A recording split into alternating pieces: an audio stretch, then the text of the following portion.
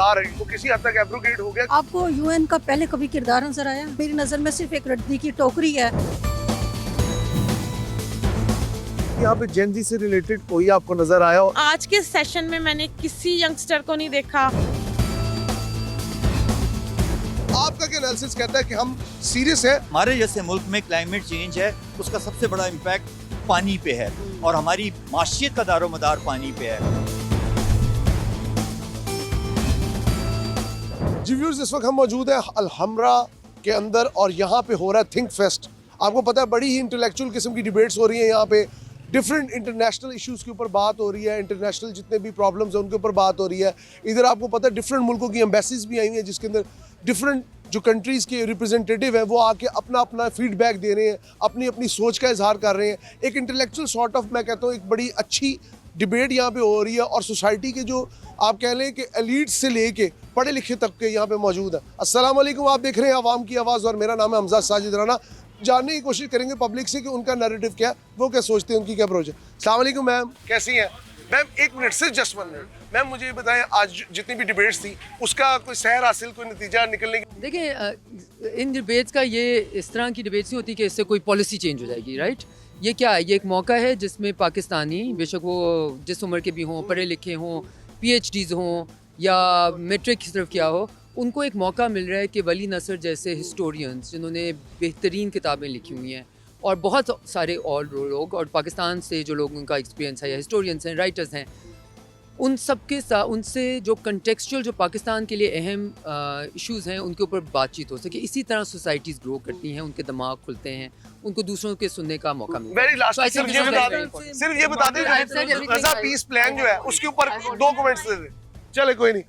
हमारे साथ मौजूद थी हिना रब्बानी खान, उन्होंने बात की। उन्होंने कहा ये जो इस तरह की डिबेट्स होती हैं इसके पीछे मेन मकसद होता है कि जो यहाँ पे आम लोग हैं, आम फहम पाकिस्तानी है, उसको भी मौका मिले अपनी जो है ना बातचीत का इजहार करने का, अपनी सोच का इजहार करने का, अपने जो माइंडसेट है उसको देखने का। अभी आपको पता है यहाँ पे गजा के ऊपर डिबेट हो रही है जिसको वली नसर, जहाँ बहुत प्रोमिनेंट राइटर है, उन्होंने यहाँ पे बैठे हुए थे, उन्होंने बातचीत की। आगे चलते हैं यहाँ पे क्या क्या हो रहा है आपको सब दिखाएंगे, हमारे साथ रहिए।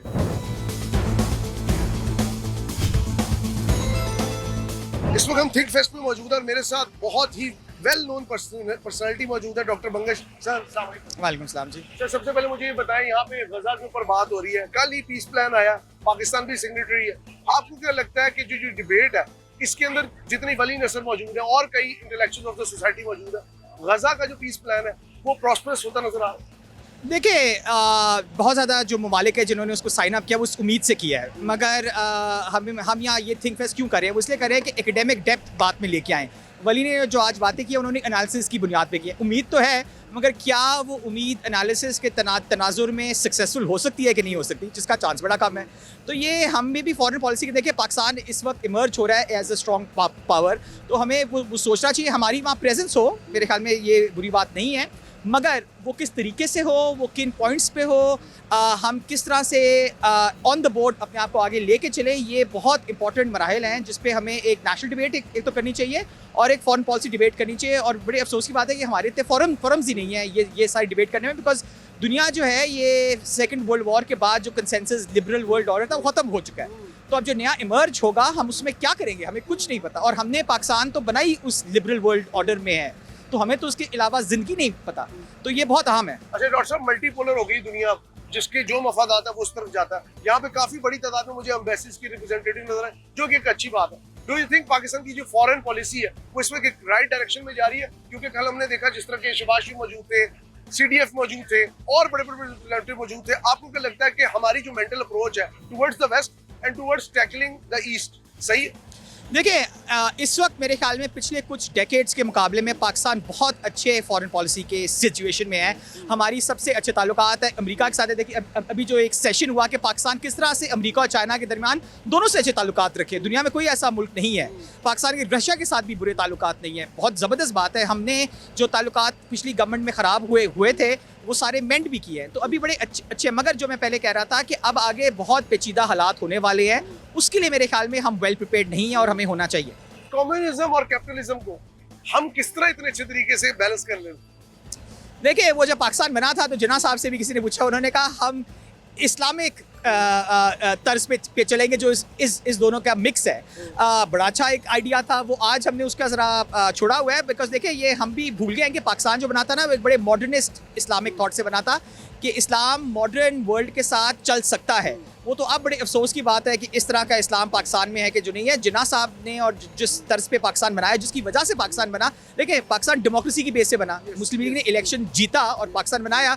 तो ये है कि पाकिस्तान जिस बुनियाद पर बना है उसको अगर हम आज तक याद रखेंगे तो पाकिस्तान बहुत अच्छा चलेगा। Thank you so much. Democracy is the best revenge always. Thank you sir. हमारे साथ थे डॉक्टर बंगिश मौजूद थे। He is a very senior intellectual person. उन्होंने हमारे से बात की regarding Gaza, regarding foreign policy, regarding Trump peace plan for Gaza and Pakistan की जितनी भी फॉरेन पॉलिसी के ऊपर मामला आता है। आगे चलते हैं, यहाँ पे डिफरेंट एम्बेसीज के लोग हैं, उनसे भी आपको मिलवाते हैं और थिंक फेस्ट के अंदर मौजूद different sects of the society से मिलवाते हैं। हमारे साथ रहिएगा।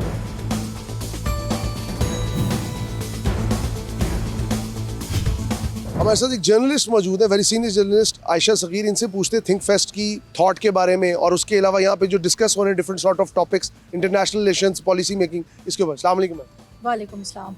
मैम सबसे पहले तो मुझे ये बताएं, थिंक फेस्ट जैसी चीज़ों का होना एक बहुत अच्छी चीज़ है। पाकिस्तान की सोसाइटी में अक्सर हम डिबेट के कल्चर से तो बिल्कुल ही निकल गए। हम वो कहते हैं ना, लॉ एंड ऑर्डर की सिचुएशन में इतना फंसे हो। एक चीज़ बताएं कि यहाँ पे हमें काफ़ी फॉरेनर्स भी नजर आ रहे हैं, डिफरेंट डिग्निटरीज भी नजर आ रहे हैं। डू यू थिंक जो ये वली नसर का सेशन हो रहा है रिगार्डिंग द गज़ा, कल पीस प्लान भी मंजूर हुआ है, आप एज ए जर्नलिस्ट कैसे देखती हैं उस पीस प्लान को और पाकिस्तान की शमूलियत? अच्छा, मैं ये समझती हूँ कि अगर पाकिस्तान इसमें शामिल ना होता तो फिर क्या करता। क्या हमने अपनी इतनी तैयारी कर रखी है कि अगर हम सुपर पावर के साथ पंगा लें तो हमारे पास क्या हम अपनी स्किन बचा सकते हैं? तो मुझे ये लगता है कि ये हमारी एक मजबूरी भी थी और हमें, जैसे कि वली नसर ने भी अंदर कहा, कि हमें उम्मीद रखनी चाहिए कि इससे कोई अच्छा जो रिज़ल्ट है वो निकल सकेगा। एटलीस्ट अब इस पर बात होना शुरू हुई है, क्योंकि इससे पहले आपको पता है कि इसराइल बात करने पर भी बिल्कुल नहीं आ रहा था। तो अब ऑल दो इन लोगों ने जो वॉइसेस हैं फ़लस्तीन की उसको इसमें ऐड नहीं किया, लेकिन मैं ये समझती हूँ कि हम ये फर्स्ट स्टेप है और हमें ना उम्मीड नहीं होना चाहिए, पूरी उम्मीद रहना चाहिए। Do you think UNO का जो किरदार है यूनाइटेड नेशंस का, वो किसी हद तक एब्रोगेट हो गया क्योंकि एक नई किस्म का हमें तो ये नजर आ रहा है वर्ल्ड ऑर्डर? आपको यूएन का पहले कभी किरदार नजर आया? आप बयानात कश्मीर की देख नज़र- लें, बयानात आप की- कश्मीर देख लें, यूएन ने क्या कर लिया कश्मीर के ऊपर? इसराइल क्या करता रहा गज़ा में? क्या कर लिया यूएन ने? कुछ भी नहीं कर लिया। और अब तो ट्रम्प साहब ने कह भी दिया, और मैं ये समझती हूँ कि यूएन जो है वो मेरी नज़र में सिर्फ एक रद्दी की टोकरी है और वो वहाँ से बयानात देते हैं और उस रद्दी की टोकरी में फेंकते रहते हैं। मुझे तो यूएन का किरदार कभी भी कहीं भी नज़र नहीं आया, बस सिवाय सिर्फ इसके कि कभी आप पाकिस्तान में आ जाते हैं जब हमारे यहाँ पर सैलाब वगैरह होता है, इस तरह की जगहों पर जाते हैं। मुझे तो यूएन वैसे भी पपेट लगता था।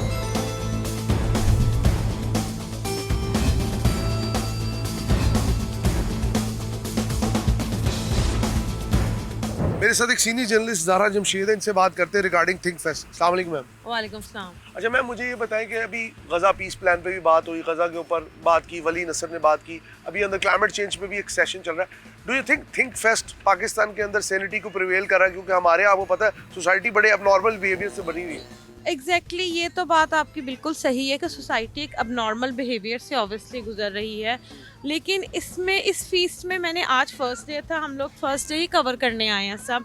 मैंने ये चीज़ देखी कि मेजॉरिटी जो है ना वो आउट ऑफ पाकिस्तान के लोग हैं। इन्होंने एंगेज नहीं किया, ना स्कूल्स को एंगेज किया, ना कॉलेजेस को एंगेज किया, ना यूनिवर्सिटीज़ को एंगेज किया, क्योंकि बेसिकली ये चीज़ें हमारी नई जनरेशन सीखती है। हम लोग तो इन सब चीज़ों को देखते आते हैं ना रूटीन लाइफ में कि भाई यार जर्नलिस्ट, हमें ख़बरों से इन टच रहना है, हमें दुनिया से इन टच रहना है, लेकिन जो हमारी नई जनरेशन है ना उसको इन चीज़ों के बारे में नहीं पता। और जहाँ तक क्लाइमेट चेंज की बात है, ऑब्वियसली वो तो पूरी दुनिया में ही एक चीज हो रही है, क्लाइमेट पाकिस्तान में तो रोज दरख्त कट रहे हो रहा है और पाकिस्तान में तो कुछ बचा ही नहीं ना, मतलब अब जहाँ पे भी जाएं एग्जैक्टली खाली हो गया। Exactly Punjab university, I am a student of Punjab university और मुझे ये पता है कि जब हमारा टाइम था वहाँ पे बहुत ग्रीनरी होती थी एंड वी गो देयर, हम खाना लेके जाते थे, हम इंजॉय करते थे, हम दरख्तों से फ्रूट उतार के खाते थे। अब वो खत्म हो गया है। शेख ज़ैद की फैसिलिटीज 50 साल पुराने दर से सारे वाइप आउट। एग्जैक्टली आप एक दिन में तो चीज़ें चेंज नहीं कर सकते, पर ऑब्वियसली आप ट्राई कर सकते हैं। उसको ट्राई करने के लिए भी ना मेरा ख्याल है कि नई जनरेशन को एंगेज करना ज़रूरी है। लास्ट में मुझे बता दें, यंग जनरेशन, आपको पता है पाकिस्तान में जेनजी का कॉन्सेप्ट बहुत चल रहा है, एग्जैक्टली लेकिन आपको लगता है यहाँ पे जेनजी से रिलेटेड कोई आपको नजर आया हो प्रॉपरली सीरियसली सेशन को अटेंड करता हुआ। अच्छा ये बहुत मज़े की बात आपने की है कि जेनजीज का दौर चल रहा है। ऑब्वियसली जेनजीज एक नई जनरेशन है, जाहिर सी बात है। तो जेनजीज की मज़ेदार बात यह है कि वो किसी चीज़ को सीरियस नहीं लेते हैं। हम अक्सर हंसते हैं इस बात पे कि उन्हें कुछ भी मिल जाए वो जस्ट फॉर ग्रांटेड लेते हैं। लेकिन अभी यहाँ आज के सेशन में मैंने किसी यंगस्टर को नहीं देखा, सब फॉरेनर्स थे। और फॉरेनर्स को आपने अपने साथ एंगेज करके करना क्या है? फॉरेनर्स तो सबको सब चीज़ें पहले से ही पता है। आपका बहुत अच्छा लगा।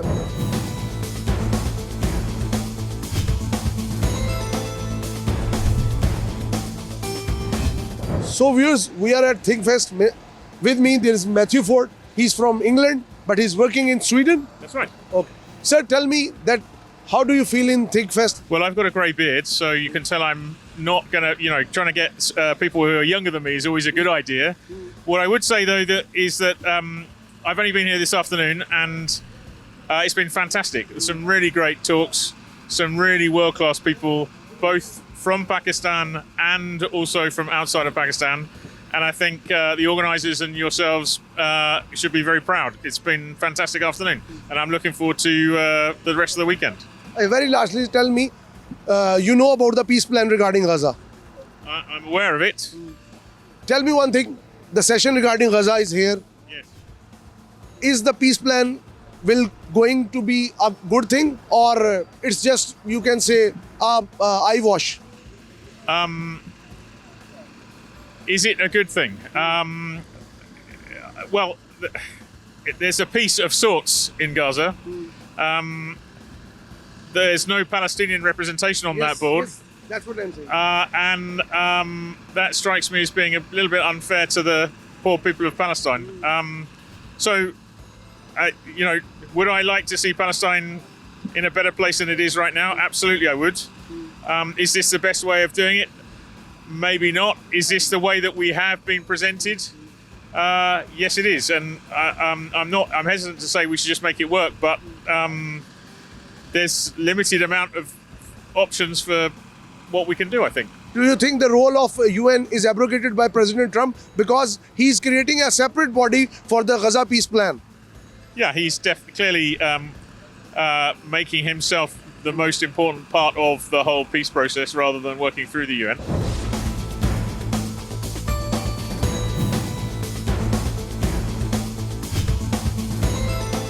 Viewers, we are at ThinkFest with me, Catherine.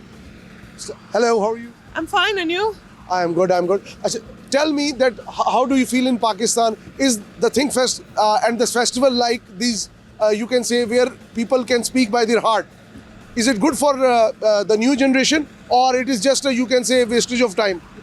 No, it's very exciting to be here, and I know that there's a great program. I'm looking forward to seeing lots of very interesting sessions. It's really nice to have a place where people can come and discuss all kinds of subjects, and whether it's contemporary or on the contrary, on the history of Pakistan. I'm just a bit surprised because it's very cold. Catherine, where are you from? I'm from France. France. In France, there is also cold. It's very cold, but I didn't expect it in Pakistan. Do you think in Lahore there are different sorts of topics which we are discussing in these sessions, like climate change, Gaza peace plan? One thing more, internationally, Gaza peace plan is the highlight, is the headline. Do you think Trump is abrogating the role of UN and sabotaging the peace plan? I have no idea. I'm more about art. You are from art. Yes. Do you think Pakistan is rich in art and culture? Yeah, in Pakistan there's a very fascinating ancient history, and it's really interesting to see that even all the artists, the writers who are still existing today, and I think who have been fed by this really amazing heritage of the time of the Mughal Empire. What about the people of Pakistan? Are they friendly? They're very friendly, they're very nice. Everyone, no matter where I've traveled in Pakistan, people are absolutely lovely.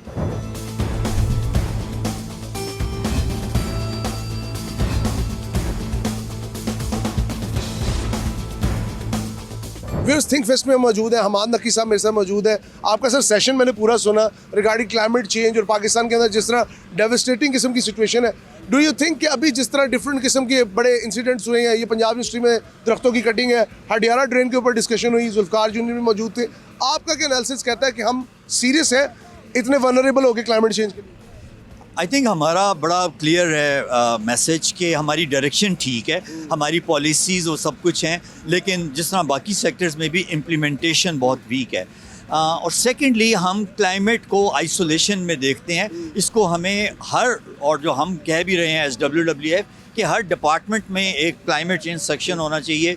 जो भी आपके PSDP के project हैं, annual development plans हैं, उनकी screening होनी चाहिए। लेकिन हम शॉर्ट टर्म देखते हैं और इंफ्रास्ट्रक्चर को देखते हैं, हम ओवरऑल होलिस्टिकली इस चीज़ को नहीं देख रहे। और हमारे जैसे मुल्क में क्लाइमेट चेंज है, उसका सबसे बड़ा इम्पैक्ट पानी पे है और हमारी माशियत का दारोमदार पानी पे है। सो हमारा एग्रीकल्चर हो गया, हमारी फूड सिक्योरिटी हो गई, हमारी एनर्जी की रिक्वायरमेंट हो गई, सब की सब पानी पे डिपेंडेंट है और पानी क्लाइमेट चेंज की वजह से मुतासर हो रहा है। तो आई थिंक हमें द टाइम इज़ कि हम इसको होलिस्टिकली देखें।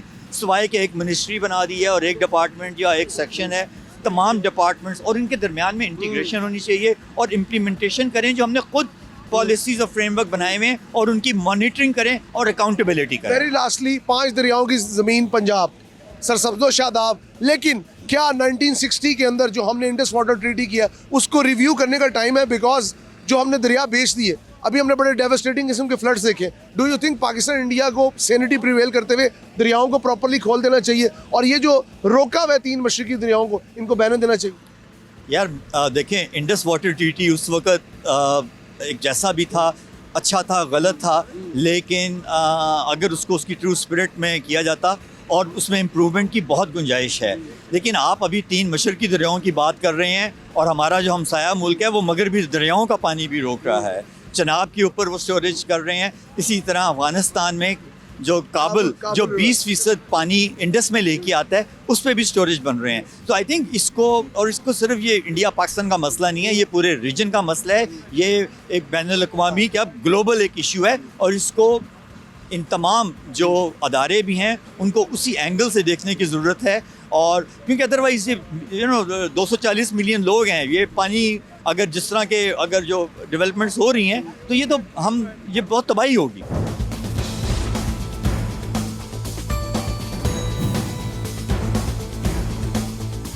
मेरे साथ मौजूद है एक बहुत ही young energetic journalist Abdullah Hamad, इनसे बात करते हैं। अस्सलाम वालेकुम। वालेकुम सलाम सर, क्या हाल है आपका? अल्लाह का शुक्र। सर आप कैसे हैं? ठीक है अल्हम्दुलिल्लाह, दुआएं आप। थिंक फेस्ट है, आप तो गाहे बगाहे इसका हिस्सा बनते रहते हैं। मुझे ये बताएं कि आज हमने देखे डिफरेंट फॉरेन डिग्नेटरीज भी आए हुए हैं, डिस्कशन हो रही है रिगार्डिंग क्लाइमेट चेंज, गजा पीस प्लान और डिफरेंट थिंग्स। आपको क्या लगता है पाकिस्तान की सोसाइटी में इस तरह के जो फेस्टिवल्स हों या इस तरह की जो गैदरिंग्स हैं, इनको होना चाहिए?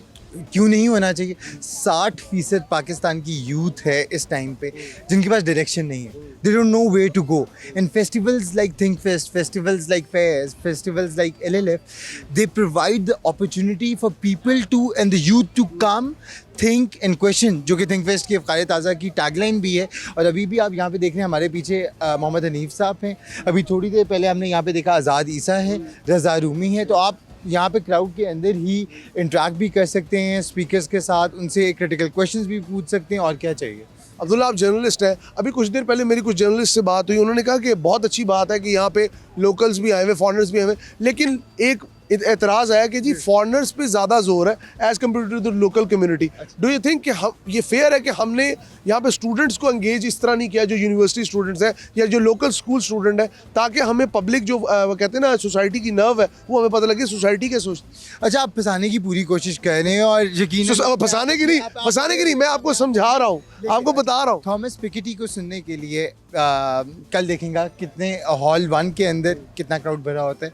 आज सुबह हॉल 2 के अंदर कितनी यूनिवर्सिटीज़ से स्पेसिफिकली वली नसर साहब को सुनने के लिए आए हुए थे। Not just one, UCP, लकास, BNU, UMT, UET, FC, LAMS, ये अभी जो मुझे याद आ रहे हैं, तो उधर से लोग आए हुए थे। और अगर आप कह रहे हैं कि यूनिवर्सिटीज़ को एंगेज कम किया है तो और नेक्स्ट टाइम के लिए मेरा सवाल नहीं, लिटरली मुझे यहाँ पे कुछ लोगों ने कहा अच्छा कि यूनिवर्सिटीज़ को कम एंगेज किया गया। चलो नेक्स्ट टाइम से ज़्यादा एंगेज हो जाए। अच्छा, कल एक यहाँ पे कॉन्सर्ट भी होने जा रहा है। Do you think literally festival के अंदर कॉन्सर्ट का होना ज़रूरी है? क्या मौसीकी, क्या पाकिस्तान के अंदर आर्ट्स को प्रमोट करना ये पाकिस्तान का कल्चर नहीं है? Concert is not on the only form of art. Agreed. Qawwali करवा दें, चलिए मेरे ख्याल में मेरे ख्याल में पता करिए, मैं अभी बुकिंग करवा दूं, अभी आपके सामने यहाँ पे एडवांस जाएगा। और बताएं। मुझे आप बताएं ना, ये तो आपका काम है। हाँ, नहीं, मेरा काम ये नहीं है, तो सवाल सोशल मीडिया यहाँ पे देख रहा हूँ। अजराए मजाक ये बात थी, लेकिन Abdullah is a very prominent journalist और डिजिटल मीडिया में इन्होंने फील्ड में बहुत अच्छा काम कर रहे हैं। Thank you so much sir, thank you for your time. इंशाल्लाह। व्यूअर्स, आज हम मौजूद थे थिंक फेस्ट के ऊपर, आपको डिफरेंट सेक्टर ऑफ सोसाइटी से बात कराई, डिफरेंट पब्लिक का नैरेटिव दिखाया, इंटरनेशनल लोगों से बात करवाई। मकसद क्या है इसका? मकसद सिर्फ ये है कि सोसाइटी के अंदर सैनिटी को प्रिवेल करना। जो यहाँ पे हमारे यहाँ डिफरेंट किस्म के, आप कहते हैं ना, नैरो माइंडेड लोग हैं, उनकी अपनी अपनी थॉट्स हैं, हम उनकी भी थॉट को रिस्पेक्ट करते हैं, लेकिन साथ साथ इस तरह की चीज़ों को होना सोसाइटी के अंदर, मैं कहता हूँ इट्स ए गुड जेस्चर और ये ताज़ी हवा का झोंका है। मेरे ख्याल में लोगों के मिजाज को बदलना चाहिए। यहाँ पे जिस तरह लोगों को फ्रीडम ऑफ एक्सप्रेशन है, फ्रीडम ऑफ स्पीच है, तो मुझे एक बात अच्छी लगी कि यहाँ पे लोगों ने खुल के अपने इज़हार ख्याल किया। अवाम की आवाज़ के सेगमेंट से हमजा साजिद राना को इजाज़त दीजिए। अल्लाह हाफ़िज़।